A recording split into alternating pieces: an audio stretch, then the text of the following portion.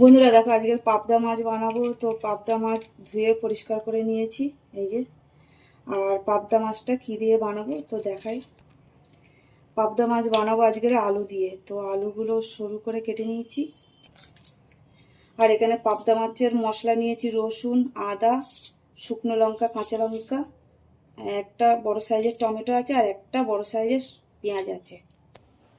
তো তার আগে মশলাটা একটু আমি ভেজে নেবো। তো এখানে কড়াই বসিয়েছি, তেলও দিয়ে দিয়েছি। তো মশলাটা দিয়ে দেবো।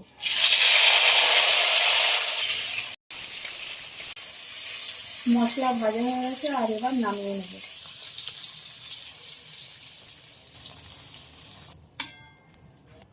হলুদ,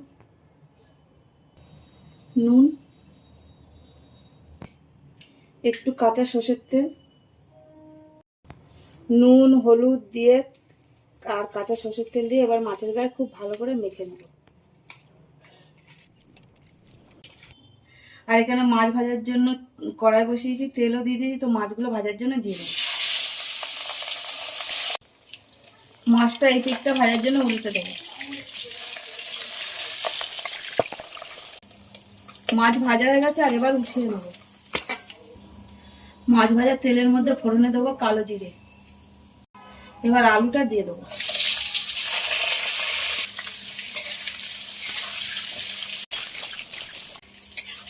তো আলু খুব ভালোভাবে ভাজা হয়ে গেছে। আবার এবার দিয়ে দেবো হলুদ, নুন।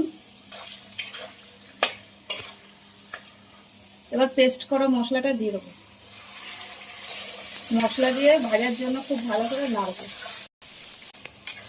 তো আলু মশলা খুব ভালোভাবে ভাজা হয়ে গেছে, আর এবার জল দিয়ে দেবো। জল দিয়ে দিলাম, গরম জল।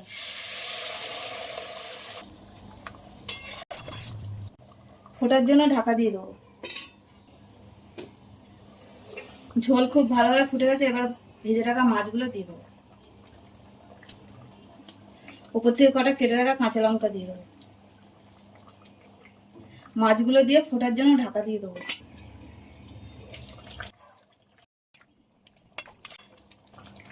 উপর থেকে ধনে পাতা দিয়ে দেবো।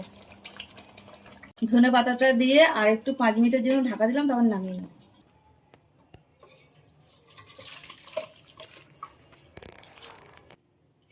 তো দেখো, আলু দিয়ে পাবদা মাছ একদম হয়ে গেছে। তো চলো আবার অন্য কোনো ভিডিও তোমাদের সাথে দেখা হবে।